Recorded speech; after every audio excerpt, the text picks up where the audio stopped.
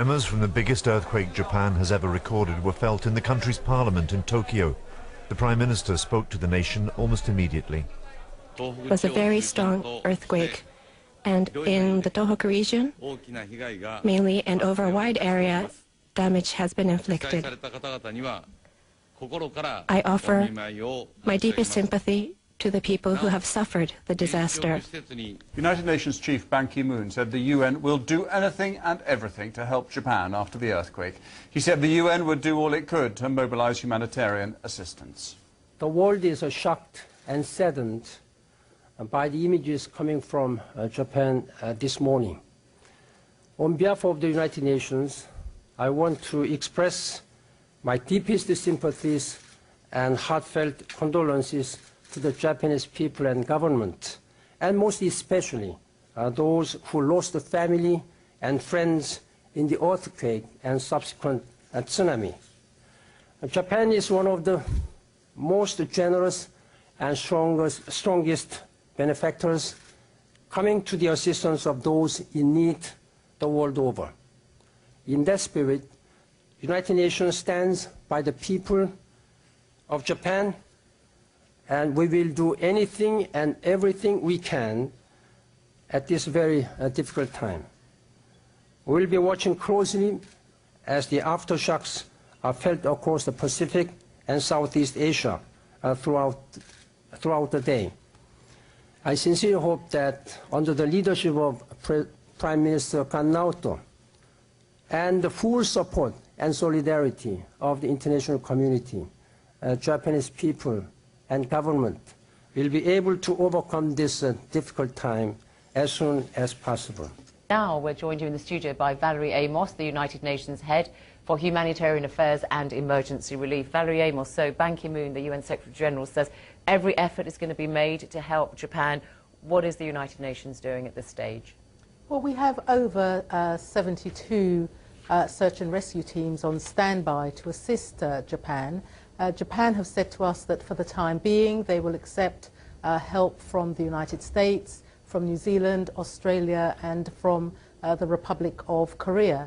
We have to remember that regrettably this is a country that has had a lot of experience at this. They have put a lot of preparedness measures in place. Over 900 people have already been sent to the area from within Japan itself. So they are the ones who are in control of this, and they will let us know what they need. And apparently they have asked for assistance, obviously, haven't they? I mean, a country like this, as you say, Japan, that is relatively well prepared, it can do a lot, but presumably when the catastrophe is on such a large scale, it's inevitably going to be asking for outside help. Well, obviously, I mean, the scale and depth of this is something that they've not experienced before. And I am really worried that if you look across the world, we are seeing with these disasters and environmental crises, they're deeper, the scale of them is much, much greater now than it has been over the last few years. It's really testing our capacity. It's testing the capacity of countries, but it's testing the capacity of the international community to respond. And Valerie Amos, the initial hours in the rescue effort are the most crucial, aren't they? Absolutely critical, and that's why preparedness measures, local communities knowing exactly what to do, the local authorities supporting those communities, it's those communities that save lives initially.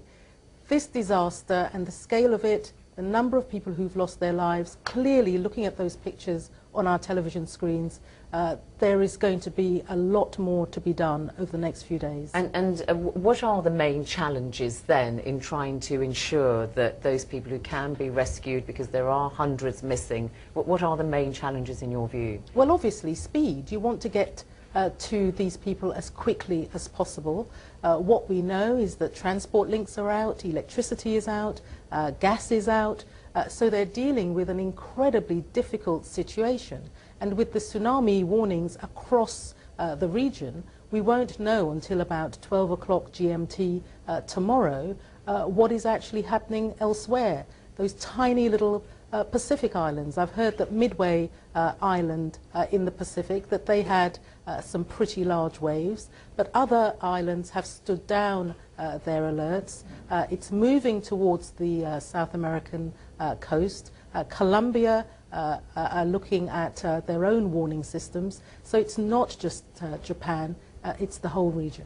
Okay, Valerie Amos. Well, dozens of countries have already offered to help the Japanese. The United Nations says Japan has just requested help from some international search and rescue teams. Here, the Queen has sent a message to Japan's Emperor to express her sadness at the loss of life. And President Obama and David Cameron also extended their sympathies to the people of Japan. Had a terrible reminder of the destructive power of nature, and everyone should be thinking of that country and their people, and I've asked immediately that our government should look at what we can do to help. In response to this catastrophe, the world has stepped in with offers of help. Search and rescue teams from 45 countries are on standby. President Obama described the images coming out of Japan as heartbreaking and offered any assistance necessary. Our North America editor Mark Mardell has more now on this outpouring of international support. Japan is one of the richest countries on Earth, but even so it will need help overcoming a disaster of this magnitude. With an airport underwater, cars and planes scattered like toys, they need heavy lifting equipment. President Obama has promised to help. The images of destruction and flooding coming out of Japan are simply heartbreaking. On behalf of the American people, I conveyed our deepest condolences, especially the victims and their families, and I offered our Japanese friends whatever assistance is needed. The President was woken at 4 in the morning to be told of the disaster. He seems more comfortable taking the lead on this than he has over Libya. A US aircraft carrier is based in Japan, along with 38,000 American troops. Now he's sent another aircraft carrier and 4 other ships, including the 7th Fleet's command vessel. The US military has had practice. There was a big mission after the earthquake in Haiti. Obama is determined the world should see the US use its immense power for more than just fighting wars. The UN can offer sympathy, but not battalions. We will do anything and everything we can at this very difficult time. We will be watching closely as the aftershocks are felt across the Pacific and Southeast Asia throughout the day. Under San Francisco's Golden Gate Bridge, an unfamiliar surge of water. The west coast of America was braced for the worst as giant waves headed across the Pacific. People were told to get to high ground. So far, several ships and docks have been smashed. The first concerns are about Hawaii. 7-foot-high waves came ashore, but there seems to have been little damage. The Japanese people are such close friends of ours, and I have such a close personal friendship and connection to the Japanese people, in part because I grew up in Hawaii, where I was very familiar with Japanese culture. That just makes our concerns that much more acute. The President said this tragedy was a reminder that ultimately humanity is one, and that Japan will come back stronger than ever with help from its friends. Now, the charity Médecins Sans Frontières has sent an assessment team to the city of Sendai, and their General Director, Eric Wallace, joins me live on the phone. Eric, thanks for joining us. What can you tell us about the situation there, first of all? Well, the first news we got was 2 hours ago, and they reached Sendai, and they were dispatched in evacuation center, coordinated by Japanese relief forces there.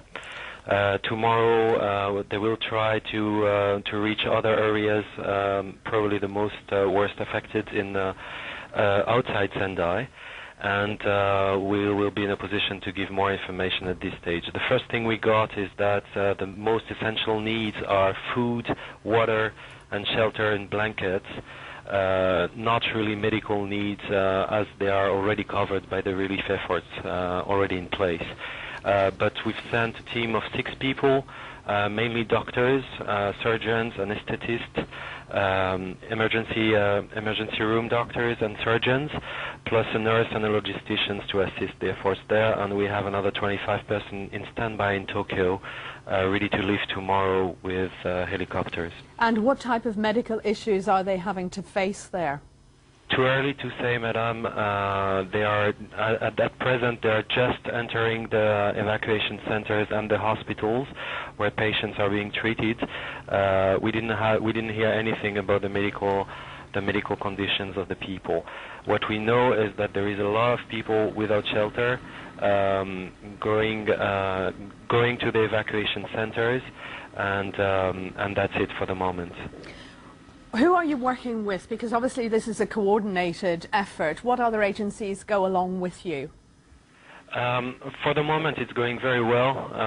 We've been really welcomed by the authorities there. It's been coordinated by the prefecture, Miyagi Prefecture, and the city of Sendai, as well as the emergency teams that have been sent there. So there is a coordination mechanism in place, and we are fully inside this coordination mechanism. Our teams in the ground are cooperating with the doctors there and other professionals in Sendai. There has been a call for international help, and indeed Britain has just announced it's sending help as well. From what you're hearing and seeing, how much help is going to be needed to get Japan through this period? Again, it's very difficult because the last 48 hours we tried to collect a lot of information, but it's been very tough because access by road was difficult, access by air was difficult. We struggled to find helicopters to get there, and very little information arrived here in Tokyo. So we are waiting for the team to look around, to be able to access a little bit more in the north, to be in a position to give that kind of information. It's a bit early still to say that. In the scale of disasters that you have had to face and operations that you have had to undertake, just how difficult is this one? It's not easy at all. Roads are blocked again. So we've reached a little bit south of Sendai, and then we hired a car to reach Sendai. And then tomorrow, daylight, we will try to go outside Sendai and go a little bit more north and closer to the coast to see the extent of the damage. The team reported having seen being completely washed out, completely destroyed in many different places, difficulties to access Sendai. It took them almost 2 hours to drive for 30 kilometers. Many people again in the street, and trying to reach the different shelters organized. Eric Wallace from Médecins Sans Frontières, thank you very much. You're welcome. Now, Archie Sadamatsu is Chief Operations Officer for the charity and relief organisation Save the Children, and is on the line now from Tokyo. Has your work already begun? Yes, we are in a close contact with Save the Children International, and we are sending a team of 2 staff down to the Miyagi Prefecture, that is quite close to the epicenter of the earthquake. And also we are get in touch with Japanese Red Cross Society and also other like-minded NGOs who are ready to provide support to the earthquake-affected population, disaster-affected populations. And our basic strategy is to collaborate with those other relief agencies, which is more sort of focused on the general relief operations, where Save the Children Japan, as being child rights-focused NGO, we'd like to provide more children-focused services. Just to give you an example, we have a proven sort of experience of establishing what we call child-friendly space, where children can be protected and can feel relaxed and play with the peers, so that they can maintain the psychological stability even during the time of the disaster or on the occasion of the relief camp. And certainly this is good for children, but also this helps parents to be somehow relieved from their burden of looking after children in a chaotic situation, under such a very stressful situation. Since our staff and volunteers is going to look after their children, now the parents will be ready to start thinking of other than just immediately protecting or taking care of the children, but about sort of collecting some necessary items needed for their own survival, or start getting in touch with their relatives and friends and so on. So this is a kind of approach that we are trying to apply this time. Aichi Sadamatsu, thank you very much.